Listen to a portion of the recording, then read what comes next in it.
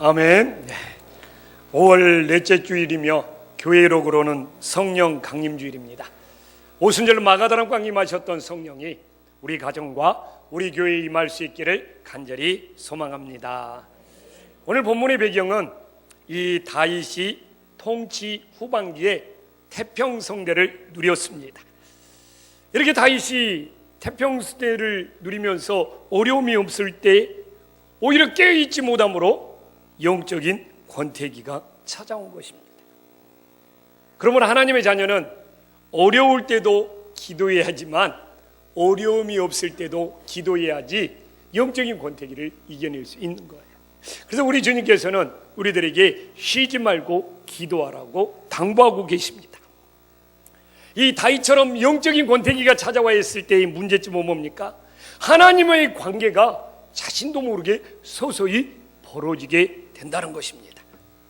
그 결과 다윗에게는 심각한 신앙의 위기가 찾아왔습니다. 오늘 우리는 하나님이 주시는 말씀을 통하여 우리들에게 영적인 권태기가 찾아왔을 때 이 신앙의 위기를 어떻게 극복하며 우리들의 삶에 적용해야 되는지 은혜 받을 수 있는 소중한 시간이 될 수 있기를 간절히 소망합니다.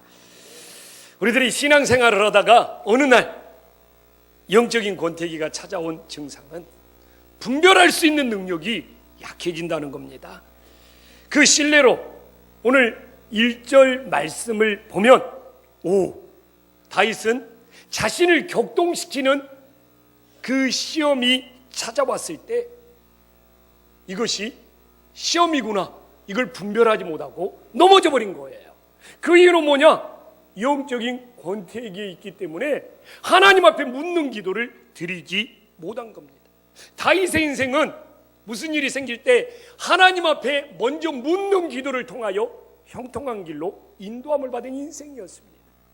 적들이 쳐져왔을 때도 하나님이 이 적들을 어떻게 해야 합니까? 묻는 기도를 드리면 하나님이 이렇게 해라고 인도해 주신 거예요. 그런데 영적인 권태기 때는 이처럼 하나님께 묻는 기도를 드리지 못하고 시험에 빠져버리는 겁니다. 그러면 다윗은 여호와께 묻는 기도를 드리지 않고 어떻게 했습니까? 4절에 보니까 하나님 앞에 기도를 묻지 않고 재촉을 하는 거예요. 재촉. 이처럼 사람이 이렇게 격동시키는 이게 마음이 혼란스러운 시험에 빠지면 무슨 일을 할 때 다윗처럼 서두르며 재촉하게 된다는 것을 성경은 우리들에게 분명히 보여주고 있습니다. 그럼 우리가 이제 재촉하는 다윗처럼 이렇게 재촉하는 이 마음의 영적인 상태가 무엇인지 알아봐야죠. 사람이 재촉하게 되면 그건 어떤 영적인 상태냐? 하나님보다 지금 자기 자신이 앞서 나가고 있는 것입니다. 그렇잖아요. 이게 서두르며 재촉한다는 것은 하나님께 인도함을 받는 것보다 자기 자신이 지금 앞서 나가게 되는 거예요. 이처럼 인생이 재촉하면서 하나님보다 앞서 나가다 보면 결국은 실수나 죄를 범하게 되는 것이죠. 그래서 우리가 뭔가 일을 하면서 서두르며 재촉하게 될 때 내가 혹시 하나님보다 앞서가고 있지는 않는지 진짜 돌아봐야지만이 실수나 죄를 범하지 않는다는 것을 깨달으시기를 간절히 소망합니다. 옆 사람과 인사 한번 나눌까요? 재촉하면서 제발 하나님보다 앞서가지 맙시다. 또한 뭔가 우리가 일을 할 때 재촉하는 것은 뭡니까? 지금 자기 자신의 마음을 조절하지 못하고 있다는 겁니다. 뭔가 일을 할 때 재촉한다는 것은 자기 마음을 다스리지 못하고 있다는 거예요. 이렇게 뭔가 일을 할 때 재촉하면서 자기 자신의 마음을 다스리지 못하는 것은 뭡니까? 그 일에 끌려가고 있는 겁니다. 우리가 일이라는 것은 내가 조절할 수 있고 내가 컨트롤할 수 있고 내가 다스릴 수 있어야 되는데 뭔가 서두르며 재촉한다는 것은 그 일에 내가 자꾸 끌려가고 있다는 겁니다. 우리가 일이라는 것은 내가 뭔가를 얻으려고 일을 하는 것이지 그 일에 끌려가게 된다면 어떻게 되겠습니까? 이처럼 서두르며 재촉하는 것은 마음을 조절하지 못하므로 그 일에 끌려가고 있다는 걸 깨닫고 인생이라는 것이 일에 끌려가는 인생은 불행한 인생을 살고 있는 것입니다. 또한 여기서 이렇게 재촉한다는 건 뭡니까? 지금 과정을 무시하고 있는 거예요. 서둘러서 뭔가 결과만 얻으면 된다는 거지 않습니까? 이것은 하나님의 방법이 아니라 세상적인 방식인 겁니다. 우리들이 세상적인 방법으로 서둘러서 좋은 결과를 얻을지라도 그건 하나님의 영광을 받으시지 않아요. 하나님께 영광을 돌리기 위해서는 참 이렇게 하나님께 묻는 기도를 통하여 마음을 조절하고 주님께 인도함을 받는 과정이 있어야지 주님이 영광 받으시는 것이죠. 오늘 본문에서 우리는 이미 1절에서 봤지만 다윗은 인구조사를 했습니다. 세상적인 기준으로는 잘못이라고 할 수 없습니다. 뭐 인구조사하는 것이 무슨 잘못이겠습니까? 그러나 우리는 하나님의 자녀지 않습니까? 하나님의 기준으로 이 인구조사가 왜 잘못이냐, 이걸 우리는 오늘 점검해 보는 것입니다. 그리고 이 인구조사가 당시 지금의 인구 센서스가 아니고 다윗 시대의 인구조사라는 것은 무엇이냐? 소유권 문제가 달려있는 겁니다. 다윗은 이 인구조사를 하면서 본인이 청지기라는 이 청지기의 사명을 망각하는 겁니다. 지금 이 인구조사를 하면서 이 인구의 소유자가 누구냐? 다윗은 청지기의 사명을 망각하고 이스라엘 백성들을 자기 자신이 소유하고 있는 것처럼 지금 착각을 하고 있는 것입니다. 다윗은 이 인구조사를 통하여 내 소유가 얼마나 많은지를 알고 싶었던 것이죠. 그는 이 백성들을 하나님이 자신에게 맡겼다는 그 청지기의 사명을 잊어버린 것입니다. 이 땅의 교회도 문제가 무엇인지 압니까? 우리 성도들의 소유권은 저 같은 목사에게 있는 것이 아니라 하나님께 있는 것입니다. 아멘. 그러나 우리는 듣잖아요. 교회가 성도들 머릿수를 계산해 가지고 그 교회를 팔았다, 뭐 매매했다. 어떻게 이런 일이 있을 수 있습니까? 이건 말도 안 되는 일이죠. 그래서 저는 목사님을 만나면 우리 교회 숫자 몇 명이냐고 물어보면 대답을 안 씁니다. 왜? 우리 교인 수가 몇백 명이다 말하는 것은 내 소유인 것처럼, 내가 잘난 것처럼 자랑하는 것밖에 더 되냐고요. 저는 우리 부교육자들한테 말합니다. 매주 교인 숫자 쉬지 말으라고. 교인 숫자 쉬어서 뭡니까? 오늘처럼 연휴가 겹친 날, 내일도 빨간 날이에요. 숫자가 좀 줄어들죠. 그리고 겨울이나 여름에는 아예 덥거나 추우면 교인 숫자가 좀 늘어나더라고요. 매일매일 숫자 파악하면서 스트레스 받을 일이 뭐가 있어요? 어련히 사정이 있어서 못 나왔겠습니까? 오히려 정말 몇 명 숫자가 중요한 것이 아니라 그 사람이 어떤 사연 때문에 교회를 못 나왔느냐, 그걸 아는 것이 인격적인 만남인 것이죠. 그래서 저는 목회하면서 여러분들은 제 소유가 아닙니다. 하나님의 소유예요. 매주 숫자 세면서 스트레스 받을 일이 없는 것이죠. 근데 우리도 돌아봐야 돼요. 내 자녀들의 소유권이 누구에게 있느냐 이거예요. 내 물질의 소유권이 누구에게 있느냐 이거예요. 내 인생의 소유권이 누구에게 있느냐 이거예요. 그것을 자신의 것이라고 생각하면 생각할수록 우리의 인생은 괴롭고 부딪히고 충돌하는 거예요. 자녀의 소유권이 내게 있지 아니하고 하나님께 있다고 맡기면 정말 감사와 평강이 넘치지만 그 소유권을 자신의 것이라고 생각하는 동안 그 인생은 자녀들하고 부딪힐 수밖에 없고 괴로울 수밖에 없는 겁니다. 우리는 어떻습니까? 물질의 소유권이 누구에게 있습니까? 내 인생의 소유권이 누구에게 있습니까? 자녀들의 소유권이 누구에게 있습니까?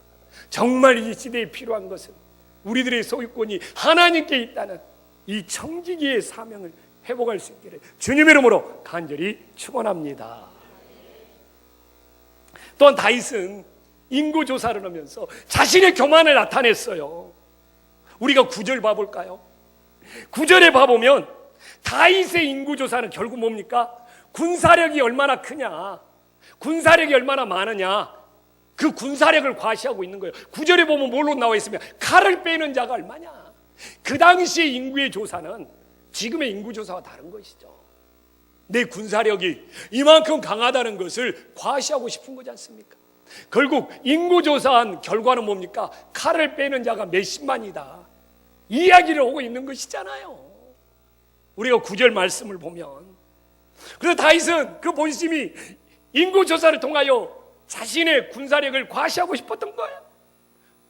근데 참 이것이 바로 영적인 권태기에 찾아오는 시험이죠. 다윗은 어떻게 구했습니까? 전쟁의 승리는 군사력에 달려있는 것이 아니라 하나님께 속해 있습니다. 이렇게 고백했던 그가 자신의 군사력이 얼마나 큰지, 칼을 빼는 자가 얼마나 많은지 과시하고 있는 것을 우리들에게 보여주고 있는 것이죠. 본인이 말했음에도 영적인 권태기가 찾아오니까 전쟁은 군사력에 속한 것이 아니라 하나님께 속한 것을 망각해버리는 것이죠. 그렇기 때문에 하나님은 교만한 자를 대적하시고 겸손한 자를 때가 되면 높이신다고 베드로를 통해서 우리에게 이야기하고 있잖아요. 베드로전서 5장 5절과 6절에 보면 어떻게 나와 있습니까? 하나님은 교만한 자를 대적하셔요. 그렇기 때문에 오늘 다윗이 교만해지자 하나님은 다윗을 대적합니다. 우리들이 겸손해질 때가 되면 하나님은 높이신다고 베드로전서 5장 6절에 너무나 분명히 우리들에게 말씀하고 계셔요.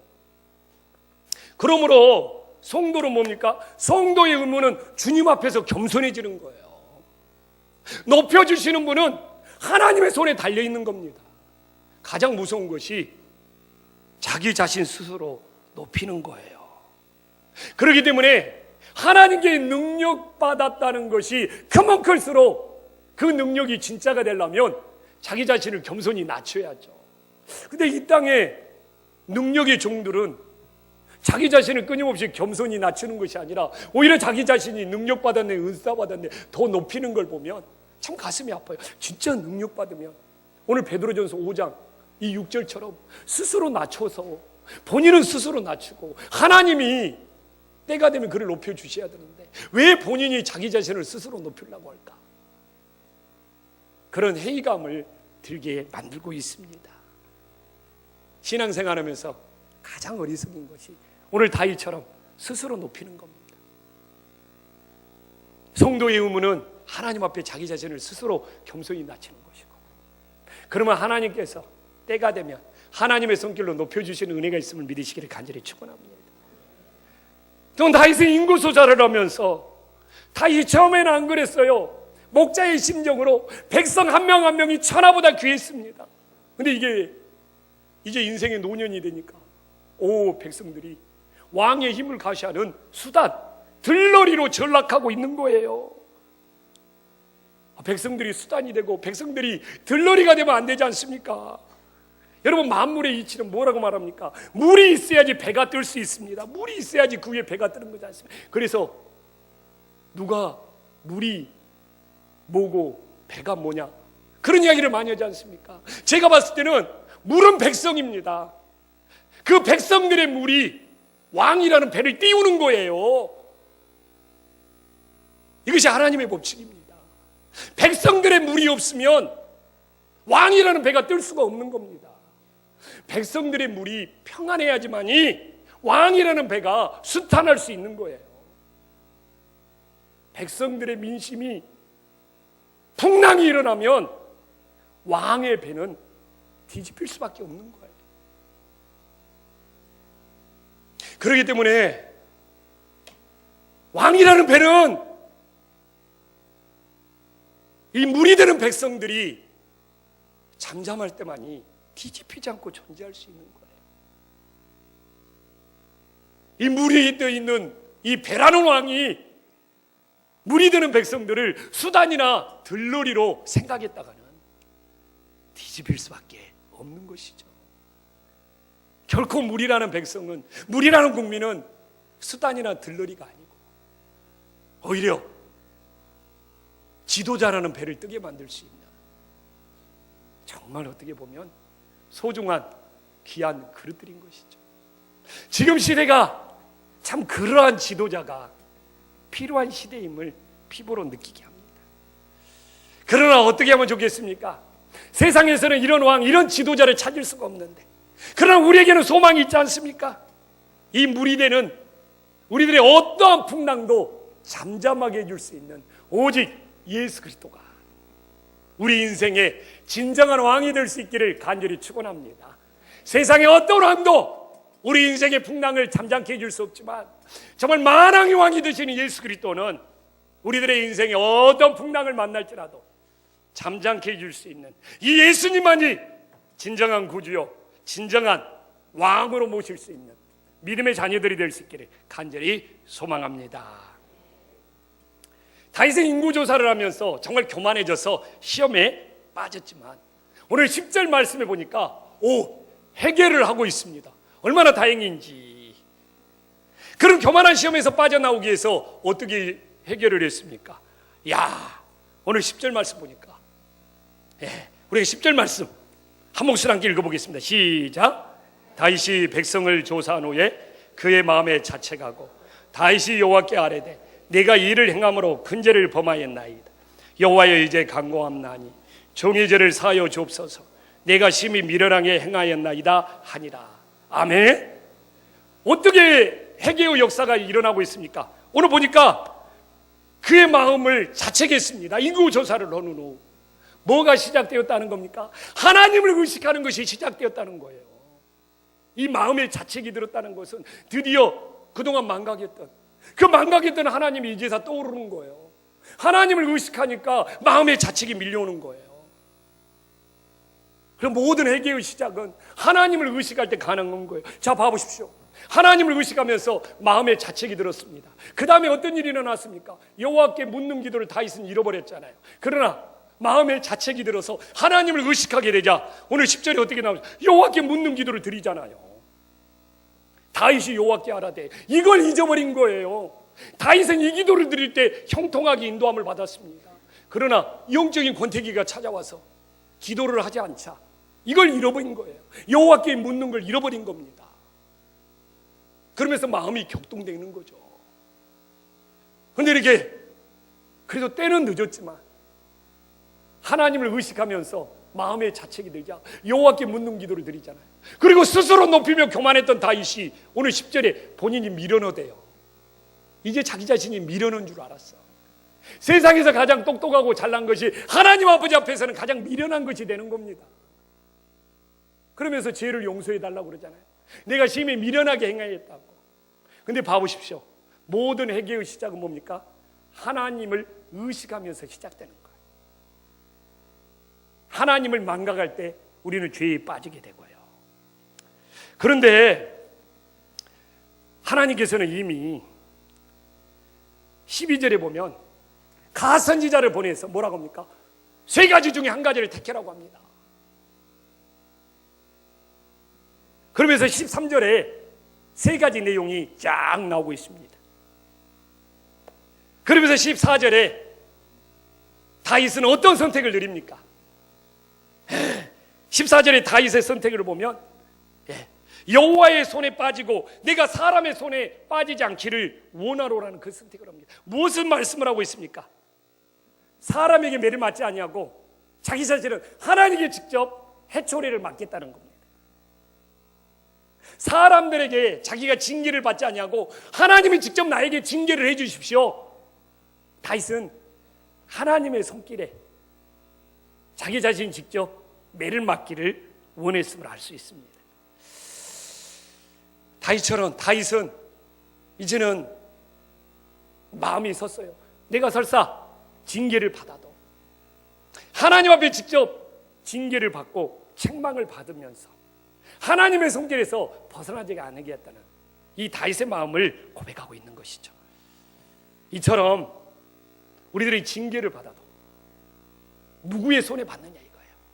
하나님의 손길에 징계를 받을 때는 우리들이 그분의 뜻을 깨닫고 우리들의 믿음이 성숙해짐을 믿으시기를 간절히 축원합니다. 그래서 다윗은 어떻게 합니까? 참, 이 17절 말씀이 중요합니다. 이제 다윗은 본인이 책임을 지려고 합니다. 17절에 보면 다윗이 백성을 치는 천사들을 보고 그 여호와께 아뢰어 이르되 나는 범죄했고 악을 행하였지만 이 양의 무리는 무엇을 행하였나이까? 청하건대 주의 손으로 나와 내 아버지 집을 치소서. 이거 진짜인 거예요. 이럴 때 상황이 종료됩니다. 다윗이 모든 책임을 지려고 했을 때 우리가 16절에 보면 16절과 17절이 연결이 되어 있어요. 천사가 치려는 거 보고 하나님이 상황을 멈춥니다. 상황을 종료합니다. 죄를 극복하는 거, 회개의 완성은 내가 다른 사람을 탓하고 다른 사람에게 책임을 전가하는 것이 아니라 다윗처럼 본인이 책임을 지려고 할 때 하나님이 징계의 상황을 종료시키는구나 라는 것을 알 수 있습니다. 여러분, 여기서 보면 다윗이 드디어 백성들이 수단이었지 않습니까? 백성들이 들러리였지 않습니까? 이제 백성을 귀하게 여기는 목자의 심정을 회복하고 있어요. 이 양들이 무슨 죄가 있습니까? 차라리 나를 보라소서. 여러분도 지금 인생의 어떤 고난의 상황, 징계의 상황, 아담처럼 아담이 죄를 짓고 뼈 중에 뼈, 살 중에 살이라 했던 하와에게 책임을 전가하면서 저 여자 때문입니다 이렇게 탓하면 죄의 상황은, 징계의 상황은 종료가 되지 않는다는 겁니다. 하와는 또한 뱀에게 책임을 떠넘기고 있고, 가인은 동생 아벨을 죽여놓고도 내가 동생을 지키는 자이나이까 하면서 책임을 지지 않으려고 하는 그 모습에 가인의 인생은 하나님의 진노에서 벗어나지 못하고 있는 거예요. 우리가 알다시피 다윗 이전에 사울왕도 무슨 일이 뻥뻥 터지면 자신이 책임지려고 하지 않고 사무엘이 늦게 와서 그러는데요, 뭐가 이래서 그러는데요, 변명과 책임 전가로만 일궈냈던 그 사울왕의 인생은 결국 미끄러질 수밖에 없었다는 것을 우리들에게 보여주고 있습니다. 여러분, 여러분들의 징계를, 여러분들의 고난을, 여러분들의 인생의 아픔을 멈추고 싶습니까? 다른 사람에게 탓해서는 안 되는 겁니다. 그래서 제가 이번에 아버지 학교 다니면서 깨닫는 것이 그거예요. 나는 아버지에게 상처만 받은 줄 알았습니다. 그러나 나도 우리 아버지에게 상처를 주었을 수도 있겠구나 라는 생각을 하게 되었어요. 우리는 모두 다 피해자라고 살아갑니다. 우리는 모두 다 상처를만을 받았다고 생각합니다. 배우자도 마찬가지예요. 내가 내 배우자한테 상처만 받았다고 생각하는데 나도 내 배우자에게 그 양이 크든 작든 상처를 주었다는 것을 느껴야지만이 우리들이 책임질 수 있고 회복의 역사가 일어남을 믿으시기를 간절히 축원합니다. 여기 피해자가 아닌 사람이 없습니다. 그러나 반대로 여기 가해자가 아닌 사람도 한 명도 없는 것입니다. 우리는 피해자이면서 동시에 가해자라는 것을 알아야 됩니다. 내가 아버지에게 상처를 받았습니다. 그러면 우리는 내 자녀에게 또 상처를 주고 있는 거예요. 그렇기 때문에 우리는 피해자인 동시에 가해자인 것입니다. 그렇기 때문에 아담처럼, 가인처럼, 사울왕처럼 끊임없이 책임을 떠넘기려고 하고 변명만 하고 다른 사람 탓만 한다면 우리 인생에 이 어둠을, 상황을 종료시킬 수 없는 겁니다. 다윗처럼 책임을 지려는 마음을 가질 수 있기를 간절히 소망합니다. 결혼을 약속한 커플이 있었습니다. 이 남자친구가 여자친구를 집으로 초대했습니다. 여자친구가 집에 도착하자 안대로 딱 눈을 가리고 방으로 인도를 했습니다. 여자친구는, 그녀는 기대에 부풀었어요. 우리 남자친구가 결혼하기 위해서, 오늘 프로포즈를 위해서 뭔가 대단한 이벤트를 준비했구나. 얼마나 기대가 설레했는지.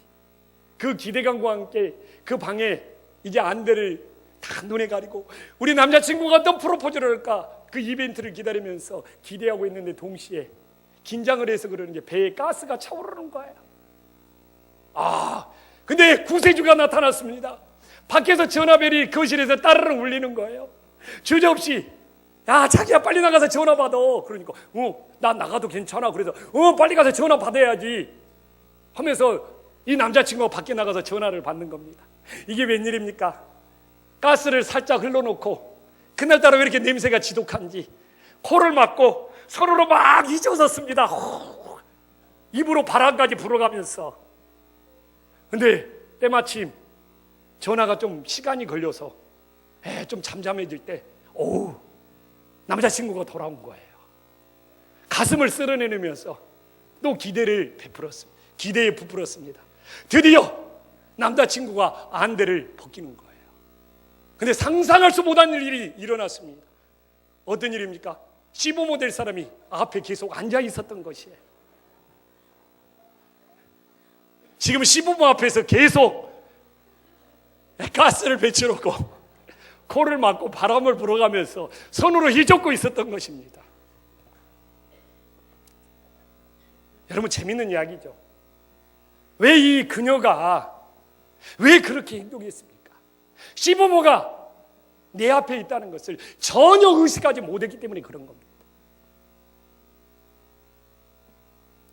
남자친구는 의식했잖아요. 남자친구는 의식해서 눈가림을 했잖아요.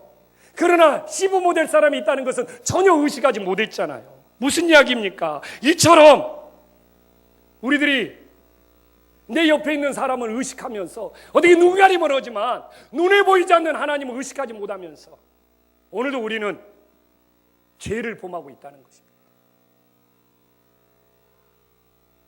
그 여자친구가 눈앞에 시부모가 있다는 걸 의식했으면 그는 절대로 그런 행동을 하지 않았을 겁니다.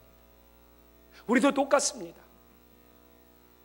내가 느낄 수 있는 사람들을 의식해서 어떻게 면피는 하지만 우리 눈에 보이지 않는 하나님을 의식하지 못함으로 우리는 수없는 죄를 범하면서 살아가고 있는 것입니다.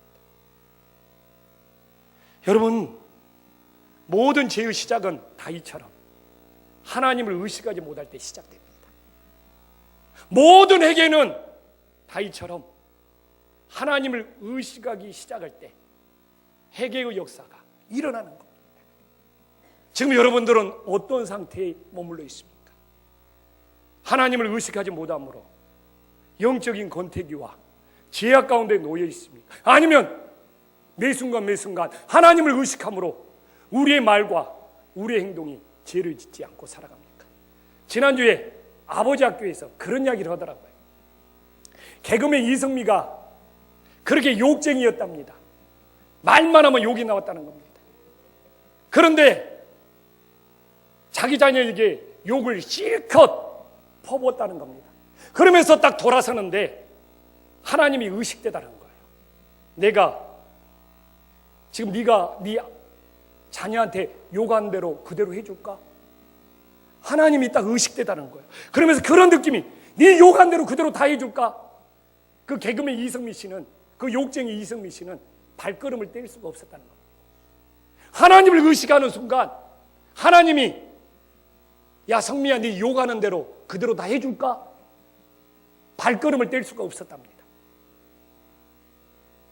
그 뒤로부터 자기 입에서는 그 순간 하나님을 의식한 이후로는 욕을 한마디도 할 수 없었다는 겁니다.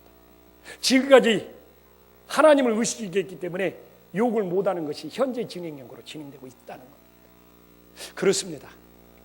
모든 죄는 하나님을 의식하지 못함으로 시작되고 모든 회개는 하나님을 의식함으로 다시 시작되는 것임을 우리 성도님들이 반드시 기억할 수 있기를 간절히 소망합니다.